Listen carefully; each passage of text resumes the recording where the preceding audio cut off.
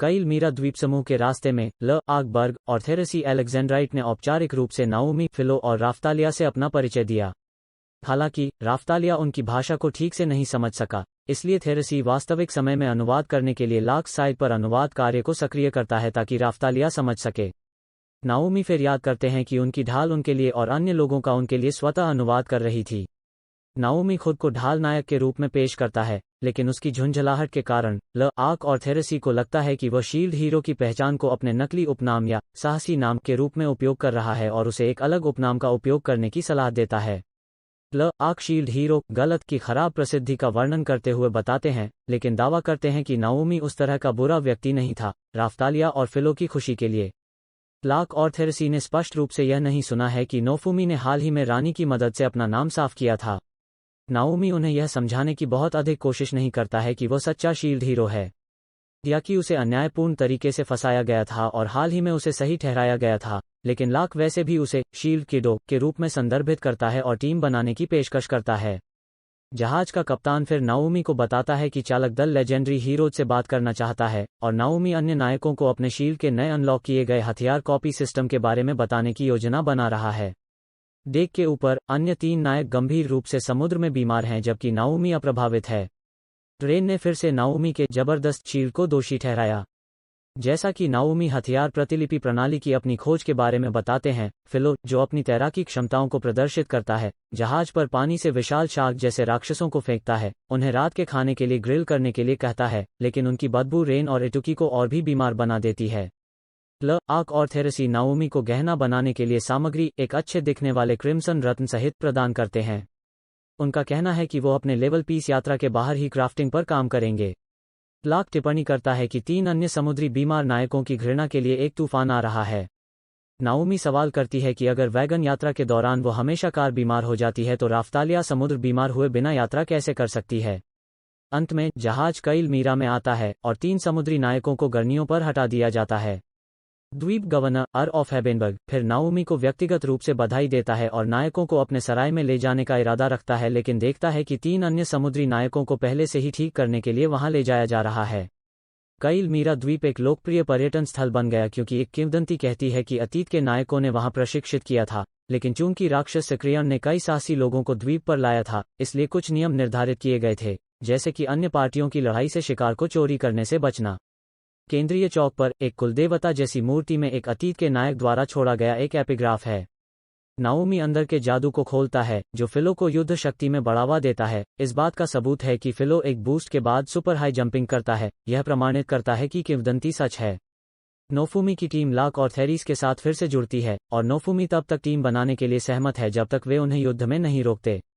पास के मैदानी इलाकों में जैसे ही वे स्तरों को पीसना शुरू करते हैं, यहाँ तक कि निम्न स्तर के राक्षस भी जो फिर से पैदा होते हैं, अंतहीन रूप से अच्छी मात्रा में EXP प्रदान करते हैं।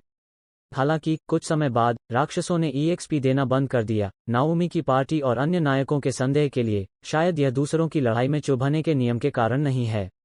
जैसे ही हीरोज फिर से चिल्लाना शुरू करते हैं, नाओमी की पार्टी खंडहर के साथ दूसरे द्वीप पर जाती है, जहां वे एक काले पंख वाले बैल जैसे बॉस राक्षस से लड़ते हैं जो बहुत सारे EXP को अनुदान देता है। नाओमी ने नोटिस किया कि कैसे राफ्तालिया की तलवार और फिलो के वायवन के पंजे भारी रूप से खराब हो गए हैं, इसलिए उन्हें अगली तबाही की लहर आने से पहले नए उपकरणों की आवश्यकता है।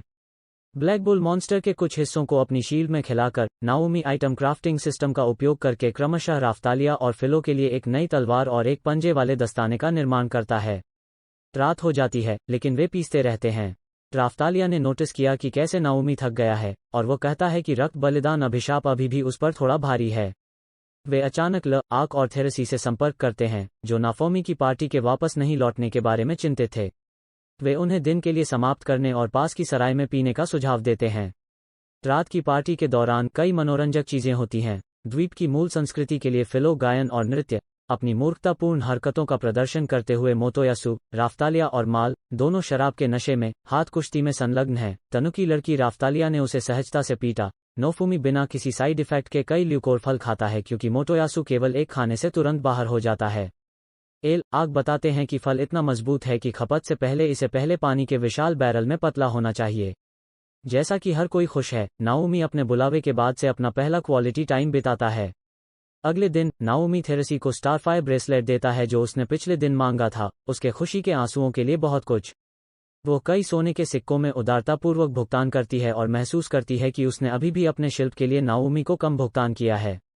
जैसे ही वे स्तर लाने के लिए दूसरे द्वीप पर जाते हैं, नोफुमी की शील्ड के अनुसार EXP सीखने की अवस्था 70 के स्तर के बाद बहुत अधिक कठोर हो जाती है। वे पेंगुइन जैसे राक्षसों के एक झुंड में आते हैं और उन्हें नष्ट करना शुरू कर देते हैं। लाक अपने स्किद के साथ और थेरेसी ने अपनी नई चाल बेजवेल्ड रूबी ब्लेज, जो नीली लपटों को फोड़ती है, के साथ।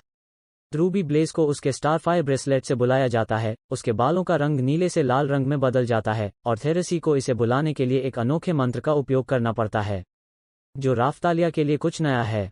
कंगन की शक्ति से सभी प्रभावित हैं। टीम कर्मा पेंगुइन बॉस और उसके झुंड से संपर्क करती है। जैसे ही नाओमी और थेरेसी छोटों को बाहर निकालते हैं, राफ्तालिया, फिलो और ल आग बॉस को नीचे ले जाते हैं। थेरेस की नीली लपटें न केवल कम राक्षसों को मारती हैं, बल्कि नाओमी को बिना नुकसान पहुंचाए घेर लेती हैं, जबकि बाकी रक्त बलिदान के अभिशाप को भी हटा देती हैं।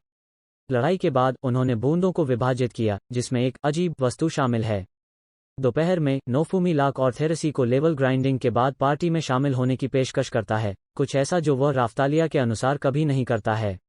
लेकिन नाओमी को खारिज कर दिया गया था। अन्य दो के चले जाने के बाद नाओमी की पार्टी ने आराम करने के लिए एक दिन की छुट्टी लेने का फैसला किया, क्योंकि वे और अधिक समतल नहीं कर सके। अगली सुबह, जैसा कि वे समुद्र तट का आनंद लेते हैं, फिलो ने एक और द्वीप पानी के नीचे पाया है, जिसके समुद्र तल में एक बड़ी ईंट की इमारत है जो एक अलग लाल चमक का उत्सर्जन करती है। नाओमी इसे अपने स्तर पर गति का एक अच्छा बदलाव मानते हैं। जैसे ही वे गोता लगाने के लिए तैयार होते हैं, सांता टोपी के साथ एक हास्यास्पद पेंगुइन थीम वाले डाइविंग सूट में, नाओमी राफ्तालिया को एक नीली नीली बिकनी में देखता है, जो उसे पानी के भीतर तैरने के लिए पूरी तरह से फिट बैठता है, जो उसकी नाराजगी के लिए बहुत कुछ है।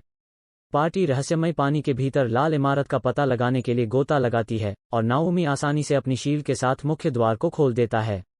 अंदर, राफ्तालिया ने उस जगह को रोशन करने के लिए फर्स्ट लाइट डाली, जहां उन्हें उन्नत उल्टी गिनती में मेलरोमार्क के कैथेड्रल के समान एक विशाल ड्रैगन आवरग्लास मिलता है। नाओमी बताते हैं कि आवरग्लास वाले किसी भी स्थान पर आने वाली लहर द्वारा हमला किया जा सकता है। शील्ड के विश्लेषण से पता चलता है कि अगली लहर ठीक 2 दिनों में हमला करेगी।